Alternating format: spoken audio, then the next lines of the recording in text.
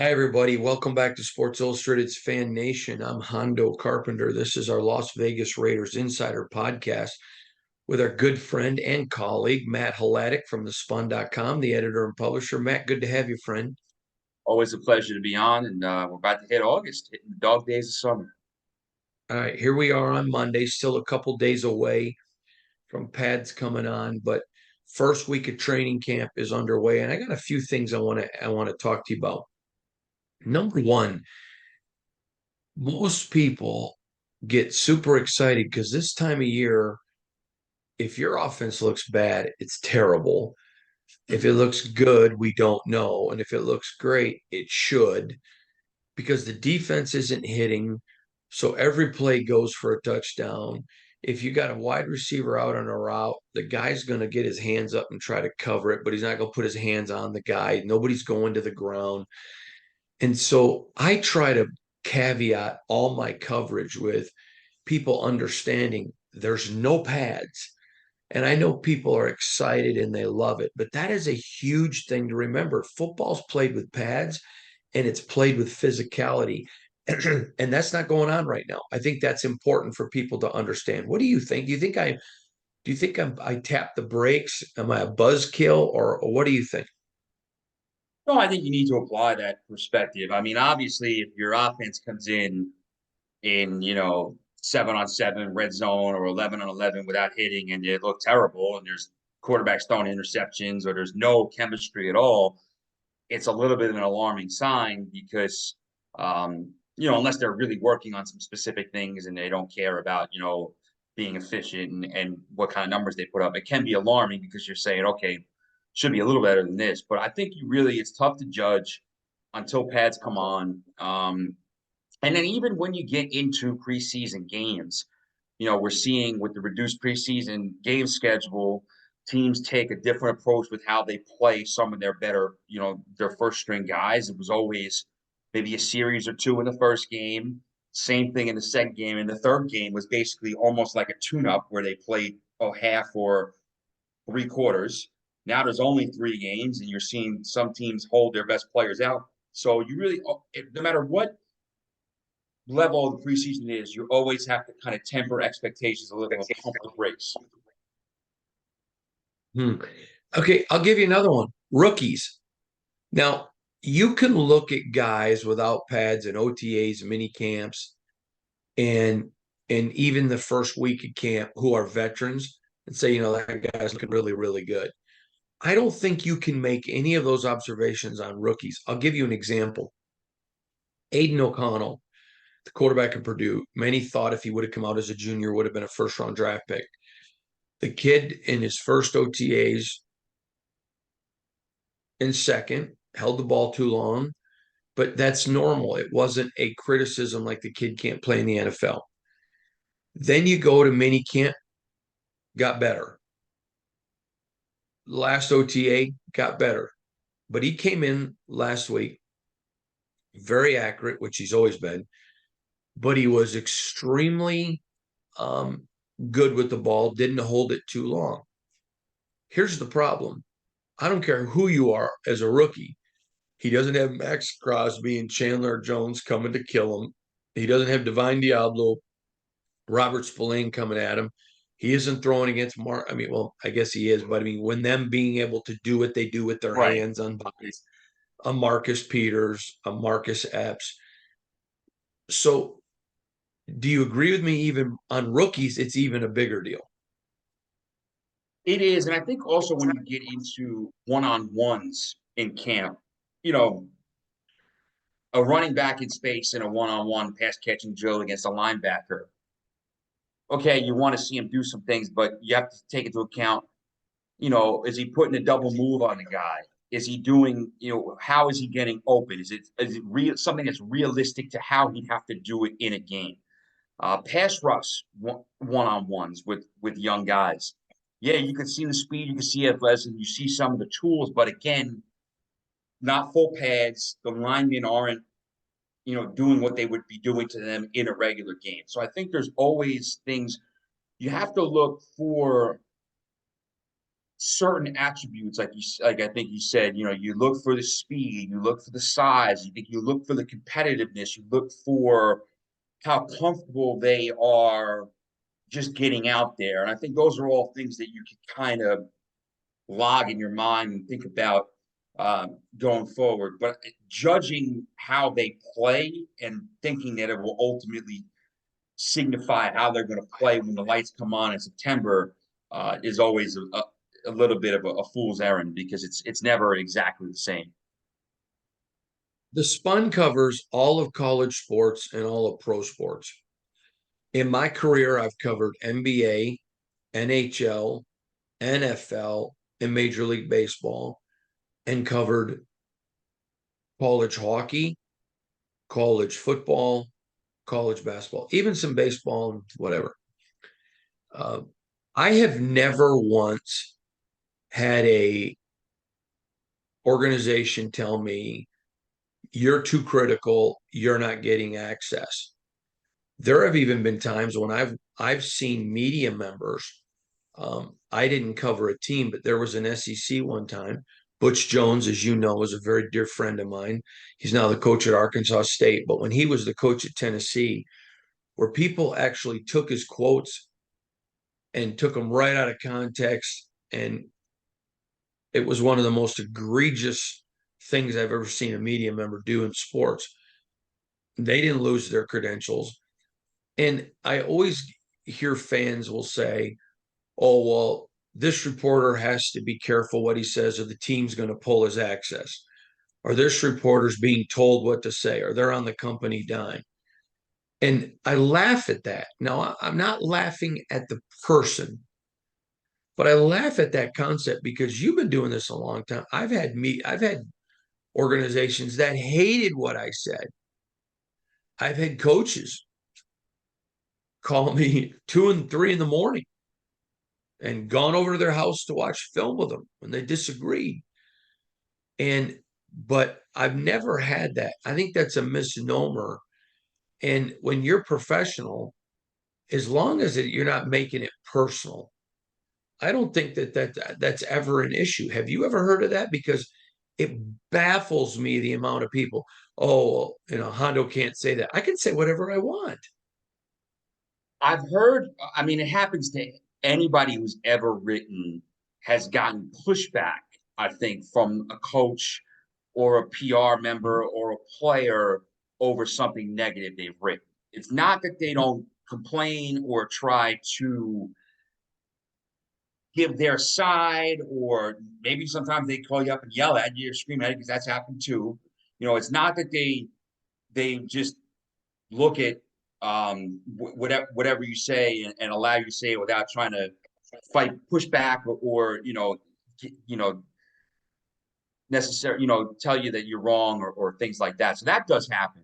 The only time in my experience where I've seen credentials pulled is if an outlet was conducting themselves almost egregiously unprofessionally in terms of or made an error. Like I remember a certain student reporter when I was covering college football was not allowed to come to practice for maybe a week or something like that because he was reporting on aspects of practice that the media wasn't allowed to report on.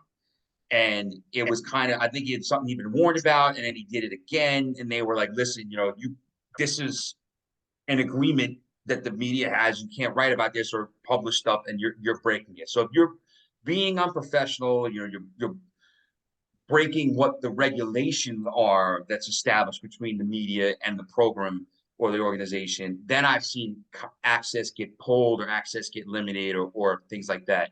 In terms of criticism, usually you don't see that. Now, listen, one thing that is true, if you're a beat reporter and you're there every day, you can't necessarily editorialize the way a columnist does or the way a sports radio person does. I can't write if I'm a beat reporter that so and so who struck out 3 times in a game is a bum and they need to get rid of him and this, that, the way a sports radio person does, because I got to come in the next day and deal with that guy. and he's not going to be happy. Now I can say, listen, he's not performing well. They might have to drop him in the order. They might have to get rid of him. They might have to bench him, and that's fair game.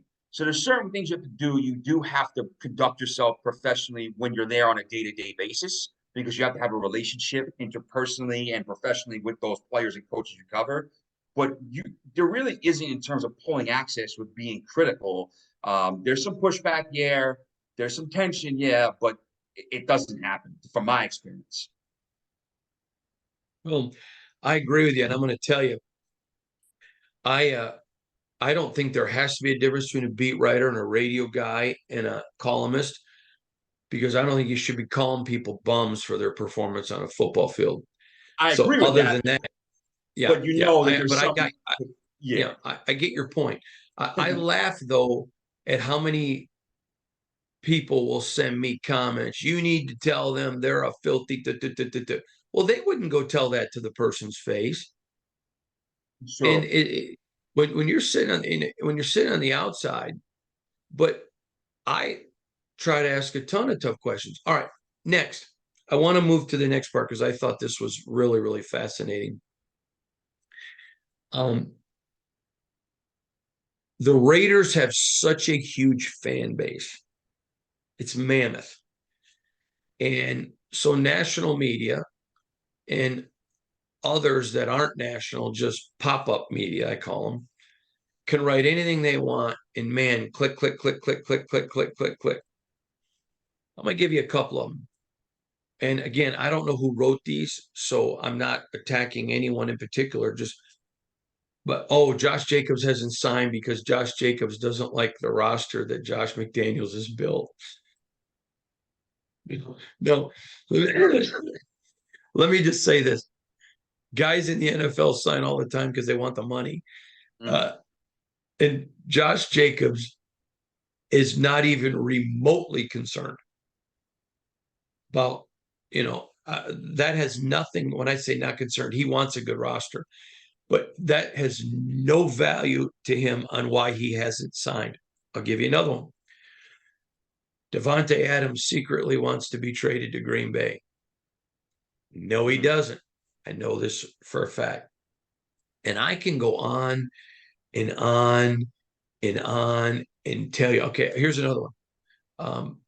I don't know where this one came from, but this was that Josh McDaniels was sent here by Bill Belichick to destroy the Raiders so that they're never able to compete against the Patriots. Well, here's the problem. The Raiders weren't competing against the Patriots before he Yeah. got here. Bill needed Bill needed Josh a lot more than he needed him to come destroy the Raiders. I, I tell this to fans a lot, but I feel bad for Raider Nation because they get so much crap thrown at them. Now, there are some really good beat reporters, and I in no way think I'm the only one. There's some really, really good reporters that cover this team. And I would think you would want to talk to the people that are talking to the players, talking to the coaches that have the access to get you that information. And to me, I have talked about this for the 3 years I've covered the Raiders. But I think at some point, fans have to begin to educate themselves and say, you know, that's not a source. I'm not even going to waste my time with it. Will you talk about that? Like the spun. What I love about you guys, you will talk about every rumor, innuendo, and everything around the world of sports. But the one thing you don't do is you never talk about it from a place that isn't credible. So when you talk about it, it's got legs. I respect that. I love that. Would you talk about that side, please?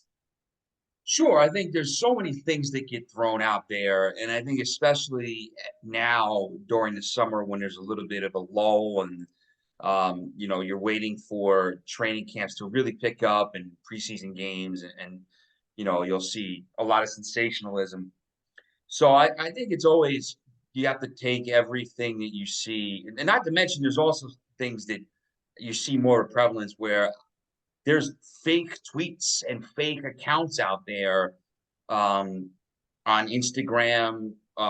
on Twitter or X or whatever it's called now, and they they kind of make things up or they take things totally out of context, and it's and sometimes people can't tell the difference. And I think you always have to kind of examine the source of where things are coming from, and you have to look at the um how reputable they are, if they might have some type of connection to a certain one of their sources, if they might have an agenda, things like that. To me, one of the things that will always I always find funny is a lot of times, a lot of our content is aggregated where we will find what's going on, whether it's stuff that's been tweeted that guys say, quotes from maybe a guy, Josh McDaniels says something in an open presser. We'll take it off Twitter and contextualize it, things like that. But I always found it funny that you'll get fans of, this isn't specific to any fan base, who will see something on our site and get mad that we wrote it and say that you don't know what you're talking about, you don't know. And I'm like, we didn't come up with this. We took it from somewhere else. Get mad at them if there's something. It's not my opinion. I'm not saying it. So I do think you always have to take a step back and kind of examine the source, examine the story, and say, okay, what does this mean? Is this something that is of a eminent concern right away, Right. or is it something that can kind of be thrown on the back burner or just thrown out completely? So I think that that's something that the Raider fans and any fan base should do. Yeah, I think it's terribly important. I think it's important for a lot of reasons. I love, and you know this, I love the passion of Raider fans. They're awesome. I don't blame them for being mad. Your organization has sold you on just win, baby, and it Mhm. hasn't won. You should be upset about that. That should bother you. You should make you angry. I'll give you another one, but and it's very small. I reported, and it was the first. I didn't expect Hunter Renfrow to be on the team when the season starts. And I've shared with you a little bit behind the scenes where I'm coming from. But I've never said it's imminent, he's gone, whatever, because it's not. I've said the Raiders want to keep him. They're not going to give him away. They're not going to cut him. And so, you'll see people that'll say, "Oh, but you're never right. You said, you guaranteed or you said Renfro was going to be here." Well, I've never said it. I've said it. I'd be shocked if he was, and I've shared with you some of the behind the scenes of why I feel that way. It's just important, I think, for fans. I want them to consume as much information as they can. Just make sure they're getting it from right places. Because here's the problem. When you keep going and click, click, click, click to things that aren't accurate or spread false information about your team, it hurts your team. Uh, Mhm. let's go to the next page now.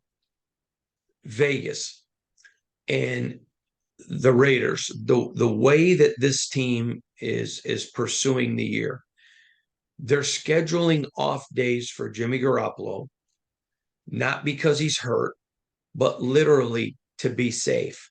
Just to, hey, right now, this time of the year, we don't need to rush it. I'm going to ask you a few questions. Number one, last year they didn't play Derek Carr in any preseason games. They're meaningless. It's very risky. I think you play him in a lot of, games and practice where it's controlled. But do you put him out there during preseason games, considering how much he didn't play last year? Do you roll the dice and play him in the preseason, or do you wait? I have one question before that. Do the Raiders have joint practices with another team or anything like that? Two, Who do they play? Just wondering. the Niners and the Rams. Okay, so that's really been one of the newer things. I mean, teams have been doing that for decades, but I feel like there's been a bigger emphasis placed on that in the NFL in recent years of doing a lot more things in the controlled, combined practices as opposed to in preseason games. I would think that the Raiders, if I'm the Raiders, I want to get him as many reps as I can in those situations. So he has some game like reps and you get to see him out there with his teammates without throwing him into the preseason game. I see the argument for saying, hey, maybe give him a series or two, just kind of see things. But here's my question. You give him a, if you bring him out there, if it's the second preseason game, third preseason game, whatever, you're probably going to, if you're smart, you're calling plays in that situation to be careful with him. You don't want him doing too much. And my question is this: if you come out in your first series, hand off to whoever, then maybe, a quick 3-step drop, out pattern, just dump it off. Maybe roll out, things like that. Yeah, you see him move. You see him do a little bit of stuff on the field with his teammates in a game, but you're not playing for very long, and you're going to limit what he does so he doesn't have a chance to get hurt. Is it even worth doing it at all? Or are you better off just doing it in the controlled practices? And I kind of lean more towards that. Yeah, my opinion is if what you're going to do doesn't matter, Mhm. then it doesn't matter. Right. And I love the controlled practices. And I agree with you 100%. We're in total agreement. All right. Next question I have for you, and I want to discuss with you because I think it's really big.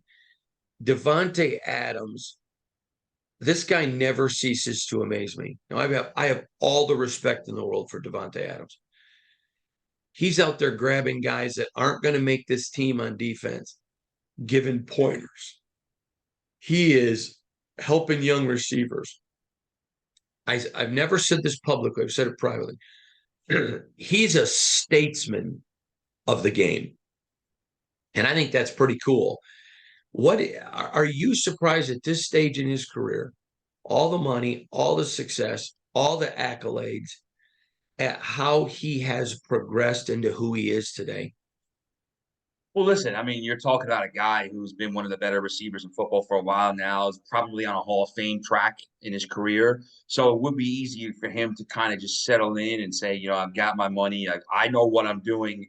Um, I guess maybe help some other receivers here and there, but, not necessarily be as hands-on as he is with, like you said, guys on defense or other areas of the team. But to me, what I think it signifies is a guy who's passionate about his craft and is passionate about winning. And yeah, when he came to Vegas, um, obviously the draw to play with Derek Carr was there, and that was a big reason and everything. And he wanted, but he wanted to win.